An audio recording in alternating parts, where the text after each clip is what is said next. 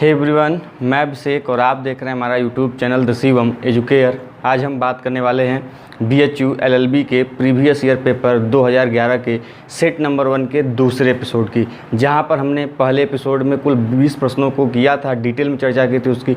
उसके आगे आज हम इस वीडियो में प्रश्नों को सॉल्व करेंगे। तो बिना कुछ देरी किए प्रश्नों को सॉल्व करते हैं, वीडियो को शुरू करते हैं।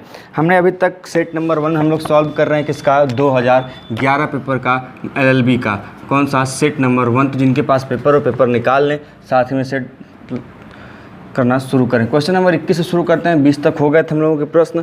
अगला हमारा प्रश्न है कि विधिक रूप से बाध्यकारी विधि द्वारा प्रवर्तनीय करार क्या कहलाता है। मतलब a legally binding agreement enforceable by law is called. देखिए, कोई भी एग्रीमेंट जिसे हम लीगली इन्फोर्स कर सकें उसको हम क्या बोलते हैं, एग्रीमेंट, कॉन्ट्रैक्ट बोलते हैं, या फिर हिंदी में संविदा बोलते हैं। तो इसका जो सही उत्तर होगा 21 का ऑप्शन नंबर 2 टिक लगा लीजिएगा। क्वेश्चन नंबर 22 जो कहता है, 22 कह रहा है कि जैसा कि भारत के संविधान में दिया है कि भारत में किन न्यायालयों को रीट जारी करने की शक्ति है। तो भारत में रीट जारी करने या रीट इशू करने की शक्ति या तो सुप्रीम कोर्ट के पास या फिर उच्च न्यायालय अर्थात हाई कोर्ट के पास है। तो इसके हिसाब से ऑप्शन नंबर 4 से होगा, उच्चतम न्यायालय एवं उच्च न्यायालय दोनों। तो 22 का ऑप्शन नंबर 4 टिक लगा लीजिए। क्वेश्चन नंबर 23 कहता है हमारा क्या कि a person against whom any court proceeding is brought to trial is called. मतलब कि एक व्यक्ति जिसके विरुद्ध किसी न्यायालय में विचार हेतु कार्यवाही की जाती है वह क्या कहलाता है। तो बहुत सिंपल है, उसको हम क्या बोलते हैं, डिफेंडेंट या फिर बोलते हैं प्रतिवादी। क्या बोलते हैं, डिफेंडेंट या फिर प्रतिवादी। इसका ऑप्शन नंबर टिक लगा लीजिएगा, 23 का ऑप्शन नंबर 2। 24 क्वेश्चन जो है, 24 क्वेश्चन कहता है कि प्रत्येक वर्ष विधि दिवस कब मनाया जाता है। मतलब लॉर्ड, देखिए अब विधि दिवस का नाम बदलकर संविधान दिवस रख दिया गया और ये कब मनाया जाता था, 26 नवंबर को मनाया जाता था। कब, जब हमारा संविधान पूर्ण रूप से बनकर तैयार हो गया था। तो ऑप्शन नंबर 1 टिक लगा लीजिए, विधि दिवस मनाया जाता है कब, 26 नवंबर को। अगला हमारा प्रश्न है, देखिए आप विधि दिवस नहीं पूछेगा, आप पूछेगा संविधान दिवस, ध्यान दीजिएगा वहाँ पर। अगला हमारा प्रश्न है 25वां कि जब न्यायालय में किसी को न्यायिक अभिरक्षा में भेजता है, जब न्यायालय किसी को न्यायिक अभिरक्षा में भेजता है तो इसका मतलब क्या निकलता है। मतलब when a court sends someone in judicial custody, what is that means. मतलब इसका होता है कि सिंपल सा कि यदि किसी को न्यायिक अभिरक्षा में भेज रहा है मतलब उसको जेल भेज दिया जा रहा है। कहाँ भेज दिया जा रहा है, जेल, मतलब sent into jail. Option number 1 इसका सही होगा। अगला हमारा प्रश्न है क्वेश्चन नंबर 26 जो कहता है क्या कि किसी वाद में अपने बचाव के आधारों को व्यक्त करते हुए प्रतिवादी द्वारा दाखिल अभिवचन हेतु विधिक शब्द क्या है। मतलब a pleading filed by the defendant in suit stating his ground to of defence is legally term. देखिए इसको हम इंग्लिश में, इसका जो विधिक या लीगल जो टर्म है वह है क्या, लिखित कथन या फिर रिटन स्टेटमेंट बोलते हैं। उसको क्या बोलते हैं, लिखित कथन या फिर रिटन स्टेटमेंट बोलते हैं। तो ऑप्शन नंबर 26 का ऑप्शन नंबर 2 टिक लगा लीजिएगा। क्वेश्चन नंबर 27 कहता है हमारा, 27 कहता है कि मूल अधिकारों के प्रवर्तन हेतु न्यायालय का समादेश क्या कहलाता है। मतलब the command of a court for enforcement of fundamental rights is called. देखिए फंडामेंटल राइट्स के इन्फोर्समेंट के लिए या समावेश के लिए वह क्या इशू करेगा। सिंपल सी बात है, मूल अधिकारों का हनन होगा तो न्यायालय क्या जारी करते हैं, रीट जारी करते हैं। तो उसी को क्या बोलेंगे हम, रीट बोलेंगे। तो ऑप्शन नंबर 27 का सही होगा वह क्या होगा, 2 सही होगा। क्वेश्चन नंबर जो 28 कहता है, 28 क्या कहता है कि पीड़ित द्वारा अपनी मृत्यु के कारण से संबंधित कथन को क्या कहते हैं। ये मैंने लीगल टर्म्स का एंड मैगजीम्स के वीडियो में भी चर्चा की थी। उसको बोलते हैं डाइंग डिक्लेरेशन या फिर मृत्युकालिक कथन। मतलब वह कथन कि वह उसकी मृत्यु किस कारण हुई उसी को हम बोलते हैं मृत्युकालिक कथन या फिर डाइंग डिक्लेरेशन। तो ऑप्शन नंबर 28 का कौन सा हो जाएगा, ऑप्शन नंबर 3। क्वेश्चन नंबर 29 क्या कहता है हमारा, 29 कहता है कि अभियुक्त हेतु विधिक सहायता है एक क्या। मतलब legal aid for an accused is. देखिए लीगल एड मतलब विधिक सहायता का प्रावधान हमारे संविधान में कहाँ दिया गया है, तो वह दिया गया है कहाँ पर। यदि आप नीति निर्देशक तत्वों की बात पढ़े होंगे 4 में पढ़ेंगे, भाग 4 में पढ़ेंगे, तो वहाँ पर आपको जो 39 अनुच्छेद है, 39(1) क जो है वह हमें क्या बताता है कि व्यक्तियों को निःशुल्क विधिक सहायता प्रदान की जाए। तो ऑप्शन नंबर इसके हिसाब से क्वेश्चन नंबर सॉरी ये क्वेश्चन नंबर 30 मैंने बोल दिया, 29 स्किप कर गए, तो क्वेश्चन नंबर 30 का लगा लीजिएगा 3। और जो 29 प्रश्न है, 29 प्रश्न कहता है कि पक्षकार जिसके विरुद्ध अपील दाखिल की जाती है वह क्या कहलाता है। मतलब द पार्टी अगेंस्ट हुम an appeal is filed is called. देखिए वह पक्षकार जिसके विरुद्ध क्या की जाती है, अपील दाखिल की जाती है, उसको हम बोलते हैं क्या, रेस्पोंडेंट। क्या बोलते हैं, रेस्पोंडेंट बोलते हैं। क्या, रेस्पोंडेंट जिसके खिलाफ अपील दाखिल की जाती है। तो ऑप्शन नंबर 29 का भी क्या लगा लीजिएगा, 3 सही लगा लीजिएगा। इसका आंसर कि मैं गलत उत्तर दिया है, वहाँ पर डिफेंडेंट उत्तर दिया है, जबकि वहाँ पर डिफेंडेंट नहीं होगा। इसका सही उत्तर होगा क्या, रेस्पोंडेंट होगा। अगला हमारा प्रश्न है क्वेश्चन नंबर 31। क्या कहता है, 31 कहता है कि चेक का अनादर अपराध है किसके अंतर्गत। मतलब dishonour of a cheque is an offence under what. तो इसका ऑप्शन नंबर सही होगा, ऑप्शन नंबर 1 टिक लगा लीजिएगा। पराक्रम लिखित अधिनियम 1881 के अंतर्गत चेक का अनादर क्या है, एक अपराध है। मतलब नेगोशिएबल इंस्ट्रूमेंट्स एक्ट 1881 के अंदर चेक का अनादर क्या है, या डिसऑनर ऑफ चेक क्या है, एक ऑफेंस है। तो ऑप्शन नंबर 31 का क्या लगाएंगे, ऑप्शन नंबर 1 लगाएंगे। क्वेश्चन नंबर 32 की तरफ चलते हैं। क्वेश्चन नंबर 32 कहता है हमारा क्या, कि वाइस वर्सा का मतलब क्या होता है। यदि आपने लीगल टर्म्स एंड मैगजीम्स का वीडियो देखा होगा तो उसमें मैंने बताया है कि वाइस वर्सा का मतलब होता है क्या, विपरीत रूप से या फिर कॉन्वर्सली। तो इसका ऑप्शन नंबर जो 2 है वह सही होगा कि वाइस वर्सा का मतलब क्या होता है, वाइस वर्सा का मतलब होता है विपरीत रूप में। तो ऑप्शन नंबर 32 का 2 सही लगा लीजिएगा। क्वेश्चन नंबर 33 क्या कहता है, क्वेश्चन नंबर 33 कहता है कि पुस्तक की एक दुकान में प्रत्येक पुस्तक के मूल्य को सूचीबद्ध करते हुए तथा उस स्थान को विनिर्दिष्ट करते हुए जहां वह विशेष पुस्तक उपलब्ध है लगी हुई सूची है, वह क्या दर्शाती है। मतलब आप दुकान में गए, किसी वस्तु की वैल्यू को, उसके कहाँ पर वस्तु रखी है, साथ में उस वस्तु की कितनी वैल्यू है, एक क्या किया गया है, चिपका दिया गया है चार्ट के माध्यम से। तो वह क्या दर्शाता है, वही पूछा गया। तो कि यह दर्शाता है एक इन्विटेशन, वो भी किसके लिए, ऑफर के लिए। मतलब कि प्रस्ताव के लिए आमंत्रण को दर्शाता है। मतलब आप प्रस्ताव करें या क्या करें, एक प्रॉमिस करें, उसके लिए क्या है, एक इन्विटेशन है। तो इसका ऑप्शन नंबर जो सही होगा 33 का, वह क्या होगा, 1 सही होगा। क्वेश्चन नंबर 34 तरफ चलते हैं। क्वेश्चन नंबर 34 कहता है हमारा क्या, कि निम्नलिखित में से किसको भारतीय संविधान की प्रस्तावना में स्थान नहीं दिया गया।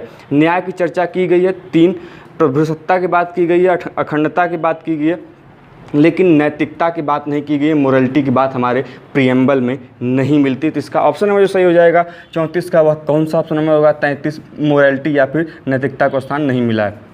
क्वेश्चन नंबर 35 क्या कहता है, 35 कहता है कि भारत में अधिवक्ताओं के 2 वर्ग हैं। मतलब there are 2 classes of advocates in India. कौन कौन से, तो वह कौन कौन से हैं, एडवोकेट हैं और सीनियर एडवोकेट हैं। 2 वर्ग मिलते हैं, अधिवक्ता वर्ग और ज्येष्ठ अधिवक्ता वर्ग। उसका ऑप्शन नंबर जो सही होगा 35 का, वह क्या होगा, ऑप्शन नंबर 1। क्वेश्चन नंबर जो 36 कहता है, 36 कह रहा है कि असद्भावपूर्वक शब्द का अर्थ क्या होता है। मतलब द वर्ड मेलाफाइड मतलब क्या होता है। देखिए यदि बोल रहे हैं, जितने लीगल टर्म्स हैं सभी की चर्चा मैंने पिछले वीडियोस में जितने भी लीगल टर्म्स हैं उसमें की है। कोई भी लीगल टर्म्स यदि आपने देखा होगा तो आपका छूटेगा नहीं, ये मेरी गारंटी हो। जाइए, यदि नहीं देखा है अभी तक तो जाइए विजिट करिए चैनल को, चैनल पर लीगल टर्म्स के वीडियोस को देखिए, वहाँ पर आसानी से आप सभी चीज़ों को पा जाएंगे और मेरा गारंटी है कोई भी आपका लीगल से चीज़ें संबंधित नहीं गलत होंगी। तो असद्भावपूर्वक या मेलाफाइड का मतलब होता है बैड फेथ या फिर दुर्भाव। देखिए 2 तरह की चीज़ें होती हैं, ध्यान रखिएगा, हम बोनाफाइड और दूसरा होता है मेलाफाइड। क्या, बोनाफाइड और दूसरा क्या होता है, मेलाफाइड। मतलब क्या होता है, यदि बोनाफाइड की बात करें तो वहाँ पर जो फेथ होगा गुड होगा, यदि मेलाफाइड की बात करें तो वहाँ पर जो फेथ होगा बैड होगा। तो इसका ऑप्शन नंबर जो सही हो जाएगा ऑप्शन नंबर 3 कि मेलाफाइड का मतलब बैड फेथ। क्वेश्चन नंबर 37 तरफ चलते हैं। क्वेश्चन नंबर 37 कहता क्या है, कहता है a legislature consisting of only 1 house is called क्या। मतलब विधानमंडल जिसमें केवल 1 सदन हो उसको हम क्या कहेंगे। तो सिंपल सा, उसमें कोई दिक्कत नहीं होगा, 1 सदनी विधानमंडल कहेंगे या फिर यूनिकैमरल लेजिस्लेचर कहेंगे। यदि 2 सदनी होगा तो उसको बाईकैमरल बोलेंगे या फिर द्विसदनी सदन बोलेंगे, विधानमंडल बोलेंगे। तो 1 सदन की बात की गई, जहाँ पर 1 हो तो 1 सदनी विधानमंडल होगा। ऑप्शन नंबर 2 इसका सही होगा। क्वेश्चन नंबर 38 तरफ चलते हैं। क्वेश्चन नंबर 38 क्या कहता है, 38 कहता है कि जंगम वस्तु संपत्ति की प्रतिभूति पर लिया गया ऋण क्या कहलाता है। और when a loan is taken in the security of movable property is called. जैसे मतलब आप मूवेबल प्रॉपर्टी के ऊपर कोई ऋण लेते हैं तो उसको क्या बोलते हैं, तो उसको बोलते हैं प्लेज। क्या बोलते हैं, प्लेज। और उसको हिंदी में बोलते हैं गिरवी रखना। लेकिन जब हम किसी अनमूवेबल प्रॉपर्टी को लेते हैं, जैसे मान लीजिए हमने ज़मीन पर लोन लिया, तो उसको हम क्या बोलेंगे, मॉर्गेज बोलेंगे या फिर बंधक बोलते हैं। देखिए, यदि कोई ऐसी चलती फिरती वस्तु हो, हम उसके पे ऋण ले, जैसे कि हम मोबाइल पे ऋण ले लिए, पैसे पे ले लिए, गोल्ड पे लोन ले लिया, ऋण ले लिए, तो उसको हम जो बोलेंगे वो बोलते हैं गिरवी रखना, गिरवी रखें हम। देखिए, खेत ज़मीन बंधक रखी जाती है और जो गोल्ड होता है उसको क्या होता है, गिरवी रखना बोलते हैं। तो यदि मूवेबल प्रॉपर्टी होगी तो प्लेस या गिरवी रखना बोलेंगे। इमूवेबल प्रॉपर्टी होगी, जैसे जंगम वस्तु होगी जिसको हम एक स्थान दूसरे स्थान पर न ले जा सकें, उसके लिए यदि ऋण की बात की जाएगी तो वह क्या कहलाएगा, मॉर्गेज हो जाएगा। तो इसका ऑप्शन नंबर वह क्या बोला है, ये बात किया है किसकी, किस संपत्ति की, जंगम अर्थात मूवेबल प्रॉपर्टी की बात की है। मूवेबल मैंने बताया क्या होगा, प्लेस होगा या फिर गिरवी रखना होगा। 38 का ऑप्शन नंबर 2 सही होगा। क्वेश्चन नंबर 39 तरफ चलते हैं। क्वेश्चन नंबर 39 क्या कहता है कि what is the legal meaning of word battery. Battery का मतलब पूछा है कि बैटरी का मतलब क्या होता है। तो बैटरी का मतलब होता है किसी व्यक्ति को वास्तविक या आशायित आघात, वास्तविक या आशायित आघात मतलब एक्चुअल और intended striking of an other person is called what, is called battery. Question number 39 का 3 लगाइए। मैं बार बार कर रहा हूँ, सभी चीज़ों को ध्यान दीजिए कि यदि आप पेपर सॉल्व कर रहे हैं और आपने अभी तक मेरे चैनल को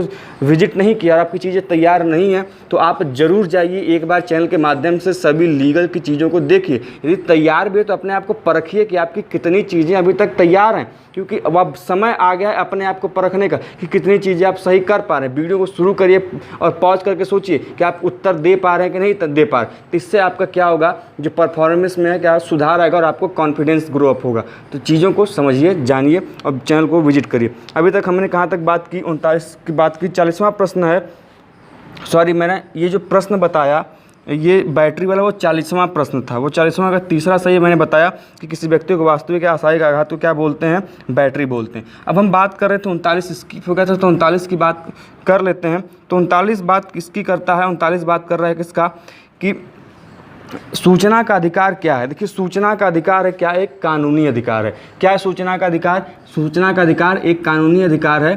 तो इसका जो है ऑप्शन नंबर 1 क्या हो जाएगा, सही हो जाएगा। क्या हो जाएगा, ऑप्शन नंबर 1 सही हो जाएगा। अगला हमारा प्रश्न है क्या, क्वेश्चन नंबर 41 की तरफ बढ़ते हैं। क्वेश्चन नंबर 41 देखिए बड़ा है, इसको ध्यान समझिएगा। एक क्या है, अवयस्क है, अपने को डकैती के एक मामले से बचाने हेतु बी से 10,000 रुपये उधार लेता है।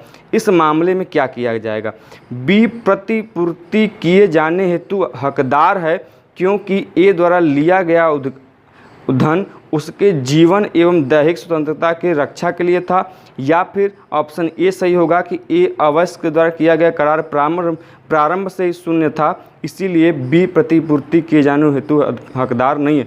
ध्यान रखिए 41 का क्वेश्चन नंबर 41 का ऑप्शन नंबर 1 सही होगा। क्यों, क्योंकि जब आप माइनर से क्या करते हैं, एक कॉन्ट्रैक्ट करते हैं, एक संविदा करते हैं, तो उस समय किया गया कोई भी जो करार होता है वह क्या होता है, प्रारंभ से शून्य होता है। तो ऑप्शन नंबर इसमें क्या रखिएगा, ऑप्शन नंबर ए सही होगा। क्या, 41 का ऑप्शन नंबर ए। अब हम बात करें क्वेश्चन नंबर 42 तरफ बढ़ते हैं। क्वेश्चन नंबर 42 क्या कहता है, ध्यान दीजिएगा। क्वेश्चन नंबर 42 कहता है क्या, क्वेश्चन नंबर 42 ये कह रहा है कि ए बी को अपने घर रात्रि भोज पर आमंत्रित करता है। ध्यान सुनिएगा प्रश्न, तथा बी ने आमंत्रण स्वीकार किया परंतु वह रात्रि भोज पर नहीं गया। ए बी के विरुद्ध उपभोग न किए गए भोजन के मूल्य हेतु वाद दाखिल करता है। क्या यह करार विधि द्वारा प्रवर्तित किया जाएगा, नहीं। देखिए, उनके बीच में कोई कंसिडरेशन नहीं हुआ। यदि आप मेरे कॉन्ट्रैक्ट के पहले वीडियो को बेसिक वाला पार्ट देखे होंगे तो इस क्वेश्चन को आराम से कर ले जाएंगे। इसमें क्वेश्चन में कोई दम नहीं है। यदि आप सोच रहे हैं क्वेश्चन बहुत दमदार तो नहीं, एकदम सिंपल क्वेश्चन है। यदि आपने कॉन्ट्रैक्ट मेरे वीडियो को देखा होगा तो आसानी से इस प्रश्न को कर पाएंगे। इसका जो सही उत्तर होगा ऑप्शन 1 होगा कि करार को प्रवर्तित नहीं किया जा सकता क्योंकि यह मात्र एक सामाजिक करार है। इसमें कोई लीगल इन्फोर्समेंट की बात नहीं की गई है, ना ही कोई कंसिडरेशन की बात की गई है, इसलिए इसको हम इन्फोर्स नहीं कर पाएंगे, और इन्फोर्स नहीं कर पाएंगे तो यह करार नहीं होगा। तो ऑप्शन नंबर 1 सही लगा लीजिएगा 42 का। और यदि कोई कन्फ्यूजन हो, समझ में नहीं आ रही है चीज़ें, तो कॉन्ट्रैक्ट का वीडियो जाइए, सर्च कीजिए कॉन्ट्रैक्ट एक्ट शिवम एजुकेयर, आपकी वीडियो आपके सामने हो जाएगी, आप उसको आसानी से देख सकते हैं। अगला हमारा प्रश्न क्वेश्चन नंबर 43 कि ए एक व्यापारी भूल से अपना माल, भूल से, ध्यान रखिएगा, भूल से अपना माल बी के घर पर छोड़ देता है। ठीक, बी उस माल को अपना मानकर उपयोग करता है। अब देखिए, बी ने उसके घर में अपना सामान भूल गया, जानबूझकर नहीं छोड़ा, ले नहीं गया था उसके पर्पज के लिए, लो तुम्हारा है, वो अपना सामान था उसका, वो भूल गया, और बी ने क्या किया कि उस सामान का उपभोग कर लिया। तो बी क्या ए को भुगतान करने के लिए बाध्य है? बिल्कुल बाध्य है, क्योंकि ए का आशय अनुग्राहिकता बी के मकान पर माल छोड़ने का नहीं था। मतलब ये है कि ए और बी जो व्यक्ति है, तो ए क्या गया उसके घर में जो गया था खाना खाने, लेकिन वो अपना सामान भूल गया। ठीक, अब वो सामान भूल गया तो क्या, अब और बी ने क्या किया, इसके सामान को खा लिया या जो भी उपभोग कर लिया। तो अब देखिए, ए का ये आशय नहीं था कि वह उसके घर में अपना सामान छोड़ेगा, इसीलिए बी यहाँ पर बाध्य। यदि ए उसके घर के लिए ही सामान ले गया होता और छोड़ता तो प्रॉब्लम नहीं थी। वह यहाँ पर एक टर्म आया, मैंने बोला ना कि भूल जाना पर कंसंट्रेट करिए, तो भूल गया, इसीलिए यहाँ पर यह जो ऑप्शन नंबर सही होगा, ऑप्शन नंबर 3, हाँ वह बाध्य है बी ए को प्रतिपूर्ति करने के लिए उसके सामान का। क्यों? क्योंकि ए का आशय बी के मकान पर माल छोड़ने का नहीं था। तो क्वेश्चन नंबर 43 का ऑप्शन नंबर बी टिक लगा लीजिएगा। क्वेश्चन नंबर 44 तरफ चलते हैं। क्वेश्चन नंबर 44 क्या कहता है कि ए जो रोग से कमजोर एवं बीमार एक पुरुष है को अपने चिकित्सीय परिचारक बी द्वारा उसकी वृत्तिक सेवाओं हेतु एक अनुचित राशि भुगतान करने के लिए उत्प्रेरित करता है। बी ने कौन सा अपराध किया? बी ने, देखो सिंपल सा क्वेश्चन है, इसमें कोई दिक्कत नहीं होनी चाहिए। बी ने यहाँ पर असम्यक अपराध का क्या किया, असर का अपराध किया, मतलब B has committed the offence of undue influence. कौन सा ऑप्शन सही हो जाएगा? क्वेश्चन नंबर 44 का ऑप्शन नंबर लगा लीजिए, कौन सा? क्वेश्चन नंबर 3, ऑप्शन नंबर 3 सही होगा। 45 प्रश्न की तरफ चलते हैं। 45 प्रश्न क्या कहता है कि ए कोचिंग की कक्षाएं प्रारंभ करता है तथा शुल्क के रूप में 10,000 रुपये प्रतिवर्ष लेता है। ए का पड़ोसी बी भी पास में कोचिंग की कक्षाएं प्रारंभ करता है। ठीक, अब प्रारंभ कर लिए दोनों आसपास में, तथा 8,000 रुपये प्रतिवर्ष लेता है, जिससे ए को भी मजबूरी में आकर अपना शुल्क जो 10,000 वो लेता था उससे घटाकर क्या करना पड़ा, 8,000 करना पड़ा प्रतिवर्ष। अब क्या ए अपनी हुई इस हानि के लिए, मतलब 10,000 से उसने भी फीस क्या कर दी, 8,000 कर दी, 2,000 घाटा हुआ उसका, इस नुकसान के लिए क्या ए बी को नुकसान का भरपाई करने के लिए दावा कर सकता है? नहीं। क्यों नहीं कर सकता? क्योंकि यहाँ पर उसने, ए ने जो था, ए जो 10,000 से 8,000 कर लिया, बी ने उसका कोई विधिक क्षति नहीं पहुँचाया। जब तक विधिक क्षति नहीं होगी तब तक आप किसी भी नुकसान के लिए दावा नहीं कर सकते। विधिक क्षति किसमें बात की जाती है? ध्यान रखिएगा, टॉर्ट की बात की जाती है। टॉर्ट में विधिक क्षति होती है। देखिए, जब तक विधिक क्षति नहीं होगी तब तक आप मुआवजे की मांग नहीं कर सकते। तो इसका ऑप्शन नंबर जो सही होगा 45 का ऑप्शन नंबर 3 सही होगा। क्वेश्चन नंबर 46 तरफ चलते हैं। क्वेश्चन नंबर 46 क्या कहता है? 46 कहता है कि ए बी की नाक खींचने का प्रयास करता है और बी आत्मरक्षा का प्रयोग करते हुए ए को पकड़ लेता है ताकि वह उसे ऐसा करने से रोक सके। लेकिन क्या होता है कि अचानक ए को क्या होता है, क्रोध आता है और वह बी का वध कर देता है। इस मामले में क्या होगा? देखिए, जब चीज़ें अचानक हों और हत्या हो जाए अचानक के बाद, देखिए प्रकोपन और अचानक के दौरान यदि हत्या होती है तो वह हत्या नहीं की जाती, वह उसका हत्या सीधे किस में ट्रांसफर हो जाता है, कल्पेबल होमिसाइड या फिर हत्या के कैटेगरी में न आने वाले मानव वध की श्रेणी में। मतलब जैसे कि ए दो बी लड़ रहे हैं आपस में, अचानक ए ने कुछ बी के साथ ऐसा किया कि बी को इतना तेज गुस्सा आया कि उसने ए का हत्या कर दिया। देखिए, जब बात यहाँ पर वर्ड आपको दिखे क्या, अचानक, या फिर वर्ड दिखे क्या, प्रकोपन, तो वहाँ पर क्या होगा, यदि उसने किसी को मार दिया तो वह हत्या कैटेगरी में नहीं आएगा, वहाँ पर आ जाएगा किसमें, सदोष मानव वध, जिसको हम बोलते हैं कल्पेबल होमिसाइड।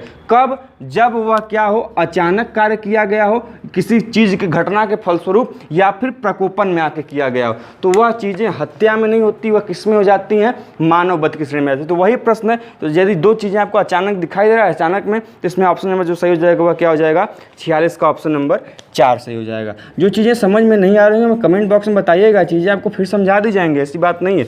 27 तरफ बढ़ते हैं। 27 प्रश्न कहता है कि ए एक शल्य चिकित्सक है, एक बच्चे को दुर्घटनाग्रस्त होते हुए देखता है जो घातक सिद्ध हो सकता था। यदि तुरंत शल्य क्रिया नहीं की गई तो ए बच्चे के फायदे के लिए शल्य क्रिया करता है। तो इस मामले में क्या है, देखिए ए वाद लाए जाने के दायित्व के अधीन है क्योंकि उसने बच्चे के पिता की सहमति के बिना शल्य क्रिया की। ए वाद लाए जाने के दायित्व के अधीन है क्योंकि उसने बच्चे के परिवार के सदस्यों को सूचित नहीं किया। तीसरा ऑप्शन है ए वाद लाए जाने के दायित्व के अधीन नहीं है, अर्थात उस पर केस नहीं हो सकता। क्यों? क्योंकि उसने शल्य क्रिया जो की, जिसका ऑपरेशन किया उसने उस बच्चे के बचाव के फायदे के लिए सद्भाव में किया। तो यही ऑप्शन सही होगा, ऑप्शन नंबर 3, कि उसने बच्चे के बचाव के लिए वहाँ पर सद्भाव पूर्वक उसका क्या किया, ऑपरेशन किया। हम अगले प्रश्न की तरफ चलते हैं, क्वेश्चन नंबर 48 की तरफ। और 48 हमारा प्रश्न क्या कहता है कि ए का प्रवेश विधि विश्वविद्यालय में इस आधार पर नहीं किया गया कि वह पिछड़ी जाति का था। ए इस निर्णय को न्यायालय में चुनौती देता है, तो इसमें क्या हो सकता है, ए सफल नहीं होगा क्योंकि विद्यालय को अपना नियम बनाने की शक्ति है, बिल्कुल नहीं। दूसरा, ए सफल होगा क्योंकि यह निर्णय समानता के विरुद्ध है, बिल्कुल सही बात, पहला चीज़, दूसरा ऑप्शन सही हो गया।